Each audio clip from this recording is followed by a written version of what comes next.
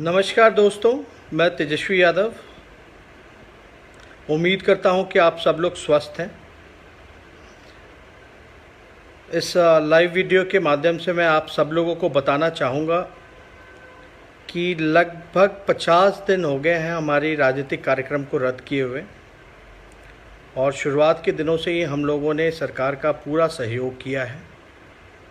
सारे दिशा निर्देशों का हम लोगों ने पालन किया है,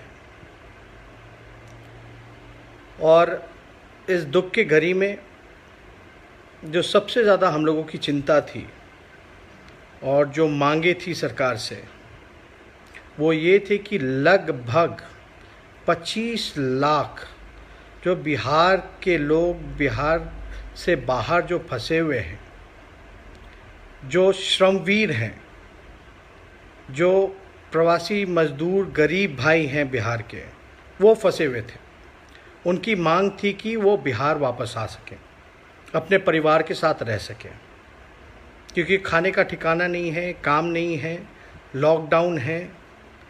और लगातार 35 दिनों से हम लोगों ने सरकार से गुहार किया, हमने हाथ जोड़ करके विनती भी की बिहार सरकार से कि अगर दूसरे राज्य यूपी, महाराष्ट्र या और राज्य के लोग अपने प्रदेशवासियों को वापस अपने राज्य ला सकते हैं तो बिहार सरकार क्यों नहीं ला सकती।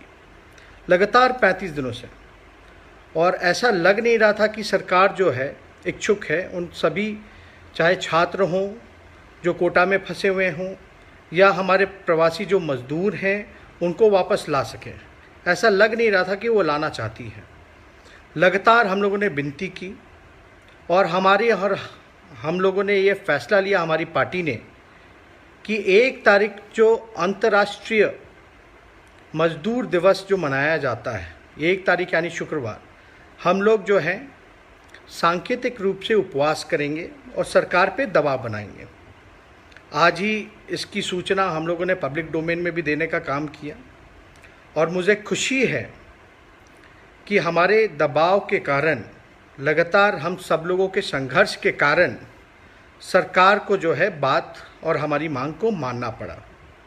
अभी हमने न्यूज़ देखा, MHA का जो गाइडलाइंस है उसमें परमिशन मिला है कि जो भी बिहार के बाहर माइग्रेंट्स हैं, चाहे स्टूडेंट्स हों, टूरिस्ट्स हों या लेबर्स हैं जो फंसे हुए हैं, उनको वापस आने की अनुमति दी गई है।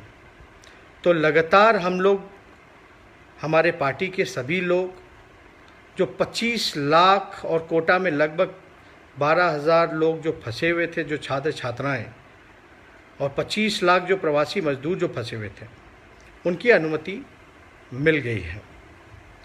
अब ये बार बार हवाला दिया जाता, मुझे समझ में नहीं आ रहा था कि नियम कायदा जो भी हो, लेकिन इस देश में 2 नियम कायदा नहीं हो सकते, अलग अलग राज्यों के लिए अलग नियम नहीं हो सकते। बिहार सरकार बार बार जो है, माननीय आदरणीय नीतीश कुमार जी हवाला दे देते कि नियम नियम नियम, लेकिन दूसरे प्रदेश के सरकार जो हैं वो लगातार जो है अपने लोगों को प्रदेश वापस लाती रही, और आखिरकार नीतीश कुमार जी को जो उनका जो ईगो था, आप कह सकते जो जिद थी, उससे हटना पड़ा, और हम लोगों ने उपवास का फैसला जो लिया था उसके आगे सरकार को दबना पड़ा। अब मैं माननीय मुख्यमंत्री आदरणीय श्री नीतीश कुमार जी से ये अपील करता हूँ, बिहार सरकार से ये अपील करता हूँ, जो 25 लाख जो बिहार के गरीब भाई हमारे जो फंसे हुए हैं दूसरे प्रदेश में, अब उनको अविलंब वापस बिहार लाने का काम किया जाए, जल्द से जल्द लाने का काम किया जाए।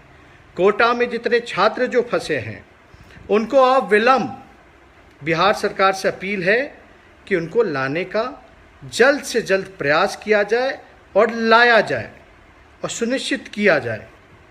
अगर फिर भी आदरणीय मुख्यमंत्री नीतीश कुमार जी और बिहार सरकार के लोग अगर सक्षम नहीं हैं, तो बिहार के लोगों को स्पष्ट बात बताने का काम करें।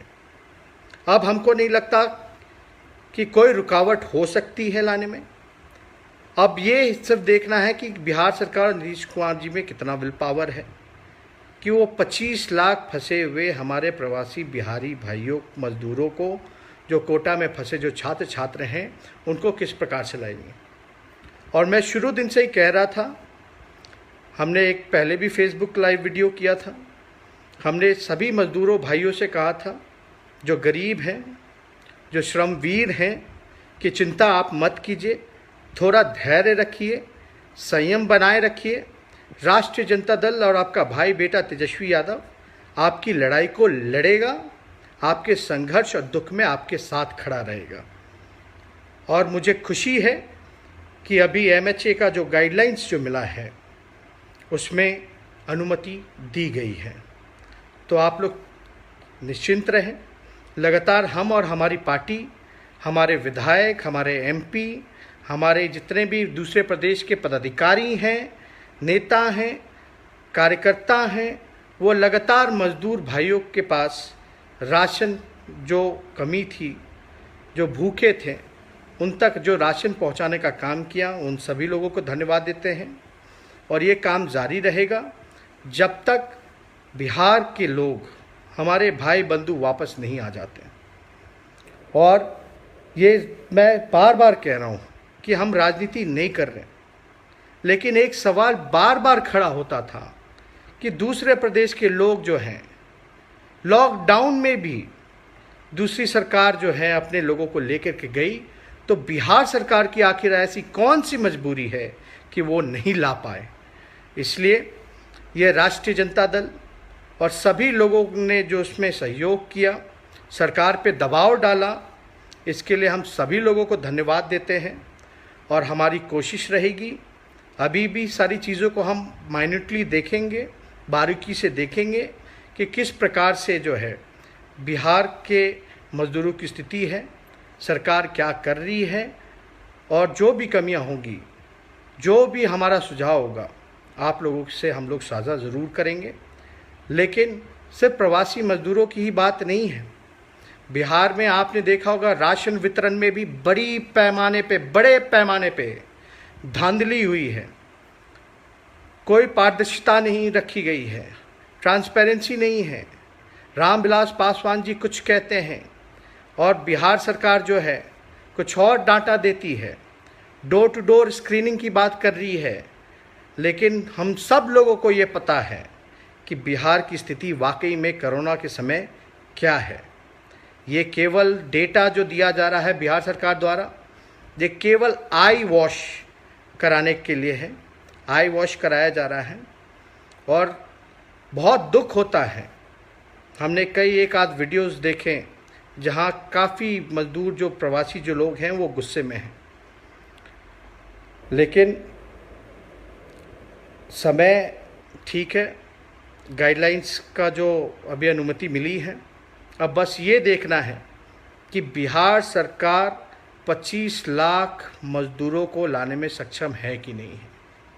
मैं अभी भी सरकार से फिर दोहरा रहा हूँ, अगर सक्षम नहीं है तो साफ साफ जो है आप बताएं, कब तक लाइएगा, क्या व्यवस्था कीजिएगा, किस प्रकार से जो है हेल्थ इंफ्रास्ट्रक्चर बिहार में जो पूरी तरीके से मर्माहत स्थिति में आ गई है, जिस हिसाब से वसूली, रंगदारी लॉकडाउन के नाम पे हो रहा है, बहुत ही दुखद है।